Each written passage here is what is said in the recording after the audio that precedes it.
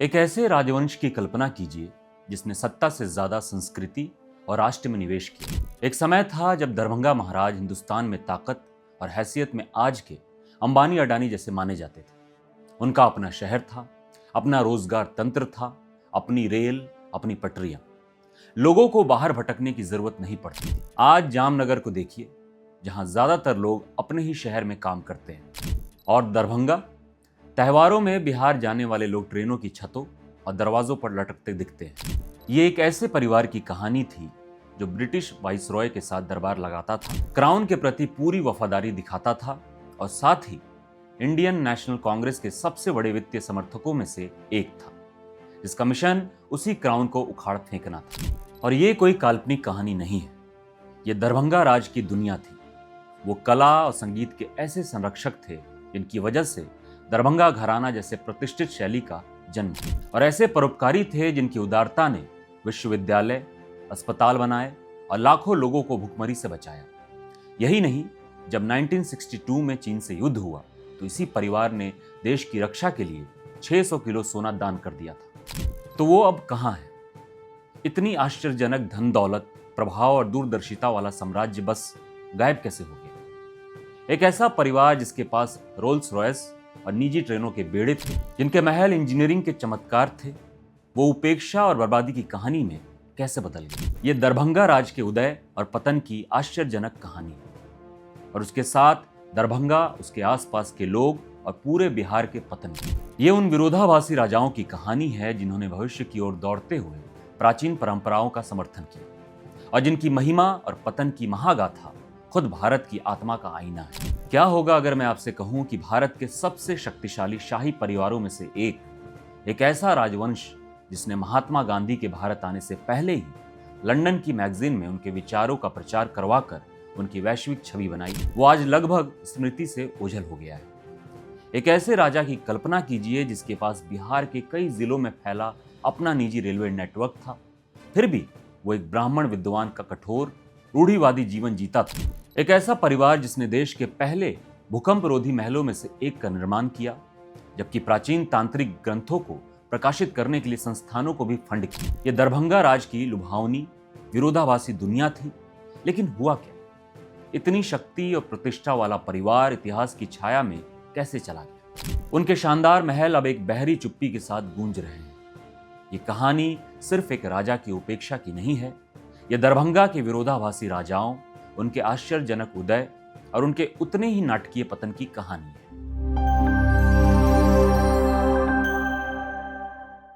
दरभंगा राज के विशाल उदय को समझने के लिए हमें 16वीं शताब्दी में वापस जाना होगा। यह उत्तरी भारत में अराजकता का समय था। तुगलक डायनेस्टी का पतन हो चुका था और मिथिला क्षेत्र, संस्कृति का एक ऐतिहासिक केंद्र, अराजकता में डूब गया था। सरदारों ने भूमि को बांट लिया था और हर जगह संघर्ष था। युवा मुगल एम्पायर में सम्राट अकबर के लिए यह एक बहुत बड़ी समस्या थी। मिथिला उपजाऊ और लोगों से भरा था, लेकिन उस पर शासन करना असंभव था, और सबसे महत्वपूर्ण, कर वसूलना असंभव था। अकबर, एक माहिर रणनीतिकार, जानते थे कि पाशविक बल इस गर्वित और खंडित क्षेत्र को नियंत्रित नहीं कर पाएगा। उन्हें एक चतुर सांस्कृतिक समाधान की आवश्यकता थी। इसका उत्तर किसी सेनापति से नहीं, बल्कि एक विद्वान से आया। एक राजनीतिक प्रतिभा के स्ट्रोक में अकबर ने महेश ठाकुर नामक एक प्रसिद्ध मैथिली ब्राह्मण विद्वान को अपने दरबार में बुलाया, ये पहचानते हुए कि मिथिला के लोग ब्राह्मणवादी शिक्षा का कितना गहरा सम्मान करते हैं। एक ऐतिहासिक पेशकश की। वो महेश ठाकुर को मिथिला का शासक और टैक्स वसूलने का काम भी दे दिया। अकबर का तर्क शानदार था। केवल एक ब्राह्मण राजा, जिसे उसकी बुद्धिमत्ता और पवित्रता के लिए सम्मान दिया जाता है, वही युद्धरत गुटों को एकजुट कर सकता है और स्थायी शांति ला सकता है। रामनवमी के पवित्र दिन लगभग 1557 में सम्राट अकबर ने महेश ठाकुर को मिथिला का शासक घोषित किया। यह खंडवाला राजवंश का जन्म था, वो परिवार जो दरभंगा राज बन जाएगा। यह एक ऐसा राज्य था जिसकी स्थापना विजय पर नहीं, बल्कि एक अनुबंध पर हुई थी। व्यवस्था को बहाल करने और भूमि की प्राचीन परंपराओं को संरक्षित करने का एक पवित्र कर्तव्य। महेश ठाकुर और उनके वंशज सामान्य योद्धा राजा नहीं थे, वह विद्वान राजकुमार थे। उनका अधिकार जितना किसी शाही फरमान से आता था, उतना ही उनकी बौद्धिक विरासत से भी आता था। उनकी पहचान भक्ति और बौद्धिकता दोनों से बनी। अगली 2 शताब्दियों तक उन्होंने लगन से अपनी शक्ति को मजबूत किया। ये कोई त्वरित विजय नहीं थी, ये प्रभाव जितने भूमि का प्रबंधन करने और एक ऐसी सरकार बनाने की एक धीमी, सोची समझी प्रक्रिया थी जो वास्तव में काम करती थी। वो सबसे पहले और सबसे महत्वपूर्ण प्रबंधक थे। उन्होंने मुगल दरबार की विश्वासघाती राजनीति का सामना किया। उनकी वफादारी ने उनकी स्थिति को सुरक्षित रखा, जबकि वो चुपचाप अपने क्षेत्र का विस्तार करते रहे। वो मुगलों से भी आगे निकल गए और अंग्रेजों को उभरते देखा, हमेशा अनुकूलन करते हुए, हमेशा मजबूत होते हुए। अंत में 1762 में उन्होंने आधिकारिक तौर पर दरभंगा राज को अपनी राजधानी बनाया। यहां से उनका प्रभाव विस्फोट करेगा। उन्हें क्षेत्रीय प्रमुखों से ब्रिटिश भारत के सबसे शक्तिशाली और धनी जमींदारों में बदल देगा। उनका राजवंश अराजकता में गढ़ा गया था, विविधता पर बनाया गया था और अकल्पनीय वैभव के युग के लिए नियत था। 19वीं सदी के अंत और 20वीं सदी की शुरुआत तक दरभंगा राज शक्ति और धन के उस स्तर पर पहुंच गया था जिसे आज समझना मुश्किल है। तकनीकी रूप से वो ब्रिटिश प्रणाली के तहत जमींदार या जमींदार थे, लेकिन ये उपाधि उनके प्रभुत्व के पैमाने का वर्णन करने के लिए पर्याप्त नहीं है। दरभंगा राज एक साम्राज्य के भीतर एक साम्राज्य था। उनकी संपत्ति 2400 वर्ग मील से अधिक में फैली हुई थी, एक ऐसा क्षेत्र जो लग्जमबर्ग देश से भी बड़ा है। इसमें बिहार और बंगाल के लगभग 4500 गांव शामिल थे। इस विशाल ऑपरेशन का प्रबंधन करने के लिए राज ने 7500 से अधिक अधिकारियों की अपनी निजी सरकार नियुक्त की। वो अन्य रियासतों के लिए बैंकर थे। वो बेशकीमती गहने खरीदते भी थे और जरूरत पड़ने पर दूसरों राजाओं को बड़ी आर्थिक सहायता भी देते थे। वो 14 विभिन्न व्यवसायों में नियंत्रक हिस्सेदारी के साथ प्रमुख उद्योगपति थे, जिनमें चीनी मिलें, जूट कारखाने और कोयला खदानें शामिल थी। ये अपार संपत्ति उनकी जीवन शैली में दिखाई देती थी। महाराजा बेहतरीन चीज़ों के पारखी थे और रोल्स रॉयल्स के लिए उनका प्यार प्रसिद्ध था। जब भारत के पहले राष्ट्रपति डॉक्टर राजेंद्र प्रसाद दरभंगा आए तो उनका स्वागत 34 रोल्स रॉयल्स के काफिले ने किया, लेकिन उनकी दृष्टि कारों से कहीं आगे थी। हम 1950 के दशक की बात कर रहे हैं, जब महाराजा कामेश्वर सिंह ने न सिर्फ अपनी खुद की वाणिज्यिक एयरलाइन दरभंगा एविएशन की स्थापना की, बल्कि उनके पास अपने विमान और 3 निजी हवाई अड्डे भी थे। इससे भी अभूतपूर्व ये था कि उनके पास अपनी निजी ट्रेन, अपनी पटरियां और एक विशाल रेलवे नेटवर्क था जो बिहार के कई जिलों में फैला हुआ था। 1874 में अकाल राहत के लिए केवल 62 दिनों में एक 55 मील लंबी रेल लाइन बिछाई गई, जो उस समय एक विश्व रिकॉर्ड था। यह स्वर्ण युग था, पूर्ण शक्ति, आश्चर्यजनक धन और सामंती अधिकार के साथ अत्याधुनिक औद्योगिकरण का एक सहज मिश्रण का समय। दरभंगा के महाराजा सिर्फ राजा नहीं थे, वो सीईओ और दूरदर्शी थे, जिन्होंने अपने बनाए हुए एक राज्य की अध्यक्षता की। अगर दरभंगा राज का शरीर उसका विशाल क्षेत्र और उद्योग था, तो उसकी आत्मा, संस्कृति, धर्म और ज्ञान के प्रति उसकी अविश्वसनीय प्रतिबद्धता थी।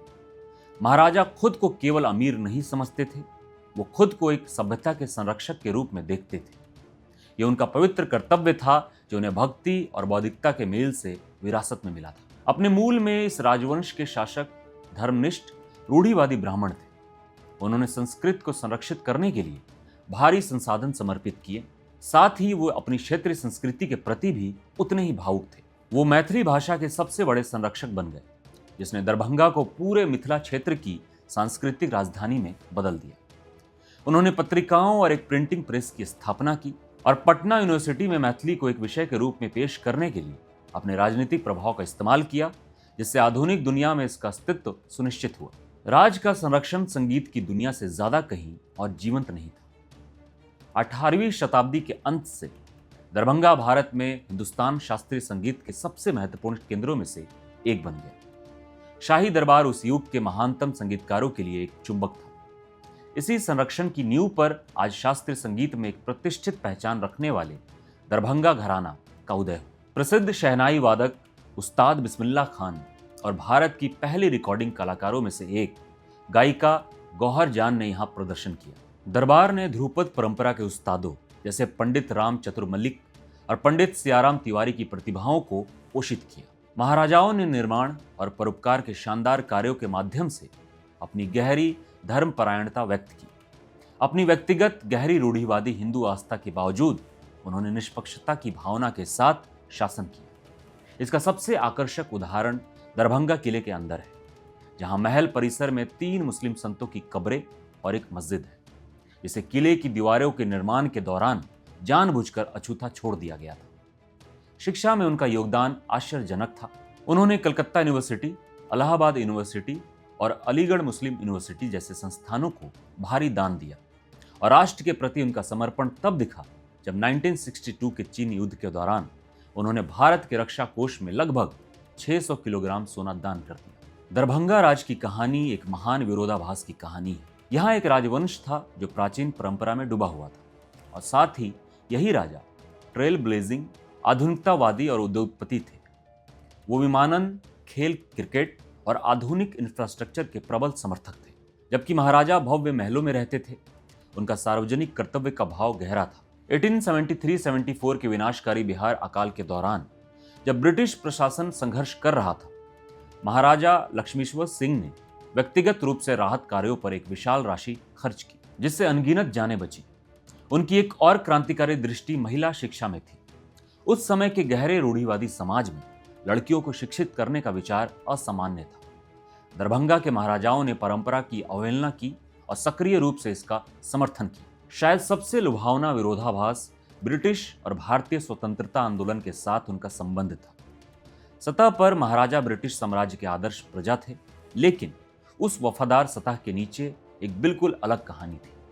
दरभंगा के महाराजा इंडियन नेशनल कांग्रेस के सबसे बड़े और सबसे लगातार वित्तीय समर्थकों में से एक थे। कहा जाता है कि 1890 के दशक से उन्होंने स्वतंत्रता आंदोलन को संगठित रूप से चलाने के लिए कांग्रेस को 10,000 रुपया की मासिक आर्थिक सहायता दी। वही कांग्रेस जिसे लखनऊ में पार्टी ऑफिस के लिए महाराजा ने अपना महल खरीद कर दिया, और वही नेहरू जिनके पिता मोतीलाल नेहरू दरभंगा महाराज के वकील थे। इससे भी बढ़कर उन्होंने महात्मा गांधी के भारत आने से बहुत पहले ही उनके विचारों का प्रचार करने में मदद की। कहा जाता है कि जब गांधी दक्षिण अफ्रीका में थे, तब महाराजा ने लंदन की पत्रिकाओं और विदेशी मीडिया में उनके बारे में लेख छपवाए, जिससे गांधी को एक अंतर्राष्ट्रीय पहचान मिली। इसी वैश्विक पहचान के कारण जब महात्मा गांधी भारत लौटे तो वो पहले से ही एक वैचारिक नेता के रूप में स्थापित थे। गांधी ने खुद महाराजा कामेश्वर सिंह को अपने बेटे जैसा बताया था। वो 2 दुनियाओं के बीच एक रस्सी पर चलने वाले राजा थे, वफादार प्रजा और देशभक्त विद्रोही, प्राचीन कुलपति और आधुनिक दूरदर्शी। सदियों तक दरभंगा राज ने भारतीय राजनीति के बदलते ज्वार को कुशलता से नेविगेट किया था, लेकिन अगस्त 1947 में जो ज्वार आया उससे वो बच नहीं सके। भारतीय स्वतंत्रता वही कारण जिसे उन्होंने इतनी उदारता से वित्त पोषित किया था। विडंबना यह है कि उनके पतन का कारण बनेगी। अंत एक धमाके के साथ नहीं, बल्कि एक कलम के झटके से आया। भारत की नई सरकार ने जमींदारी प्रणाली को समाप्त कर दिया। दरभंगा राज के लिए ये एक मौत की सजा थी। ये उनकी शक्ति की आर्थिक और राजनीतिक नींव का पूर्ण विनाश था। उनके नियंत्रण वाली विशाल भूमि छीन ली गई। राजस्व की वो नदी जिसने उनके महलों, उनकी एयरलाइन और उनके परोपकार को वित्त पोषित किया था, बस रुक गई। और इस पतन की एक वजह लोग ये भी मानते हैं कि जवाहरलाल नेहरू का हिंदू परंपराओं और राजश्रित संस्कृति के प्रति वही भाव था, जिस तरह आज के दौर में नरेंद्र मोदी पर मुसलमानों के प्रति भाव को लेकर आरोप लगाए जाते हैं।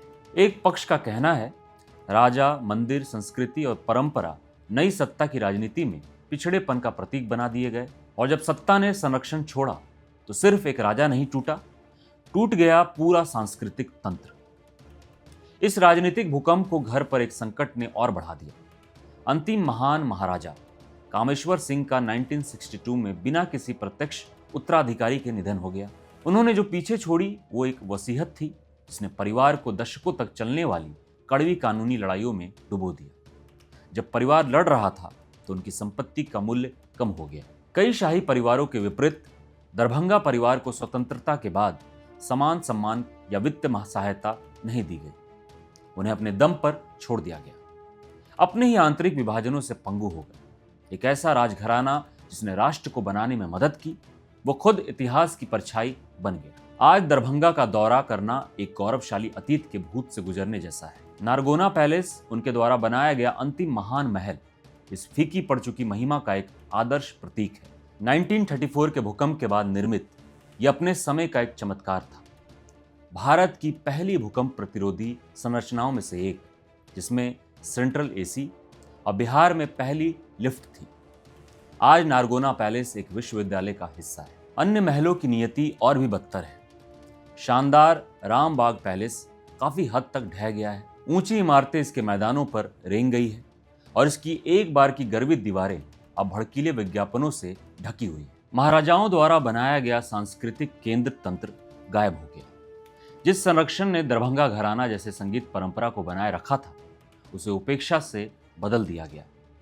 वो शहर जो कभी भारत के महानतम संगीतकारों के लिए एक तीर्थ स्थल था, अब सांस्कृतिक रूप से मौन है। रोल्स रॉयस का प्रसिद्ध बेड़ा भी गायब हो गया है। ये पतन सिर्फ दरभंगा महाराज का नहीं था, ये पतन दरभंगा का था, ये पतन बिहार का था।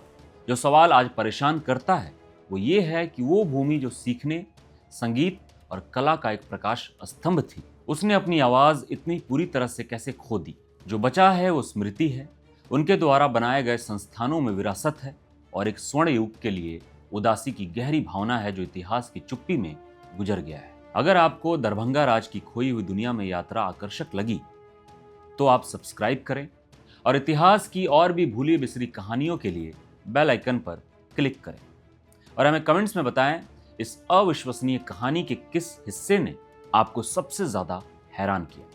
हम हर एक को पढ़ते हैं। एक सम्राट द्वारा चुने गए एक विद्वान राजा से लेकर एक उद्योगपति महाराजा तक, जो महात्मा गांधी के लिए एक बेटे की तरह थे, दरभंगा राज की कहानी एक व्यापक महाकाव्य है। वो गहरे विरोधाभासों के एक राजवंश थे, पवित्र परंपरावादी जो अग्रणीय आधुनिकतावादी भी थे, वफादार प्रजा जिन्होंने क्रांति को वित्त पोषित किया, और सामंती स्वामी जिनकी उदारता और दूरदृष्टि ने एक आधुनिक राष्ट्र की नींव रखी। उनका पतन उतना ही तेज था जितना कि उनका उदय धैर्यवान था। स्वतंत्रता की राजनीतिक सुनामी एक विभाजित परिवार की त्रासदी के साथ मिलकर 400 साल पुरानी गाथा का अंत कर दिया। लेकिन ये कहानी सिर्फ एक राजघराने के पतन की नहीं है, ये कहानी दरभंगा की है और उसके साथ पूरे बिहार के पतन की है। दरभंगा राज की कहानी एक शक्तिशाली, उदास अनुस्मारक है कि कैसे सत्ता का संरक्षण हटने पर सिर्फ एक राजा नहीं बल्कि पूरा सांस्कृतिक और आर्थिक तंत्र टूट जाता है। उनकी विरासत उनके द्वारा बनाए गए विश्वविद्यालयों और अस्पतालों में बनी हुई है, लेकिन उनके महल एक परेशान करने वाले सवाल के लिए मुख्य स्मारकों के रूप में खड़े हैं। महानता कैसे खो जाती है और जब एक सभ्यता के संरक्षण अंततः चुप हो जाते हैं तो क्या बचता है? ये वीडियो देखने के लिए धन्यवाद।